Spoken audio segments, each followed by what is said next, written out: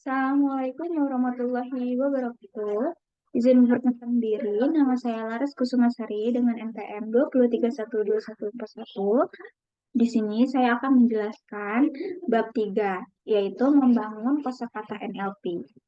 Nah, di bab-bab sebelumnya, kita telah diperkenalkan tentang alasan pemrosesan bahasa alami atau NLP menjadi penting terutama dalam konteks saat ini, yang dilanjutkan dengan diskusi tentang beberapa persyaratan dan pustaka Python yang sangat bermanfaat untuk tugas NLP. Di dalam bab-bab ini, kita akan melanjutkan pembahasan ini dan membahas beberapa tugas yang paling konteks atau terlibat dalam membangun kosakata untuk tugas-tugas NLP dan pemeriksaan data tertulis secara detail. Nah, kemudian NLP juga itu akan memproses data secara detail. Nah, kami juga melakukan ini dengan menerapkan berbagai metode pada teks data yang ada di dalamnya sebagai besar jawaban NLP di organisasi manapun. Dalam bab ini, kita akan membahas topik-topik sebagai berikut. Yang pertama itu ada leksikon, yang kedua ada fonem, grafem, dan morfem, dan yang ketiga ada tokenisasi, dan yang terakhir ada leksikon.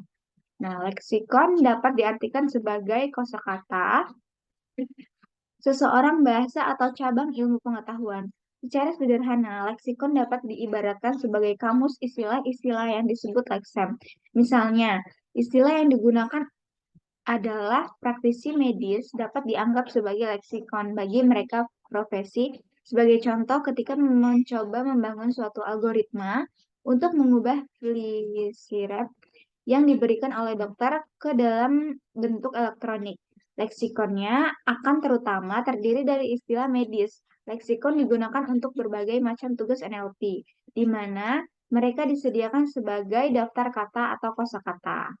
Kemudian ada fonem, grafen, dan morfem. Nah, sebelumnya kita mudah melihat langkah-langkah untuk membangun kosakata. Kita perlu memahami fonem, grafen, dan morfem. Fonem dapat dianggap sebagai bunyi ujaran yang dibuat oleh mulut atau satuan bunyi yang dapat membedakan suatu kata dengan kata lainnya dalam suatu bahasa. Grafen adalah kelompok huruf berukuran satu atau lebih yang dapat mewakilkan bunyi atau fonem tersendiri. Kata sendok terdiri dari 5 huruf itu. Sebenarnya mewakili 4 fonem yang diidentifikasi oleh grafem S, P, O, dan N. Morfem adalah satuan makna terkecil dalam suatu bahasa. Kata yang tidak bisa dipecahkan terdiri dari 3 morfem, yaitu yang pertama itu ada un, itu adalah morfem terikat yang menandakan tidak. Dua, itu ada break, itu adalah morfem akar. Dan tiga, itu ada mampu. Itu adalah morfem bebas yang menandakan dapat dilakukan.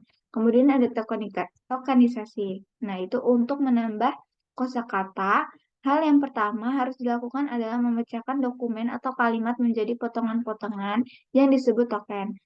Setiap token membawa makna sematik yang terkait dengan dia.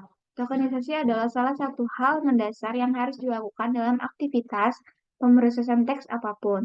Tokenisasi dapat dianggap sebagai teknik segmentasi yang Anda coba lakukan, memecah potongan teks yang lebih besar menjadi potongan-potongan kecil yang bermakna.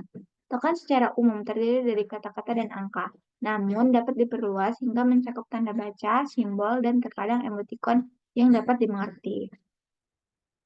Kemudian, eh, kita mungkin memikirkan hal ini karena beberapa alasan. Salah satunya adalah kebutuhan untuk membedakan dengan benar, misalnya frasa UN dengan karakter dipisah oleh periode. Kemudian, itu saja yang dapat saya sampaikan mengenai membangun kosakata NLP.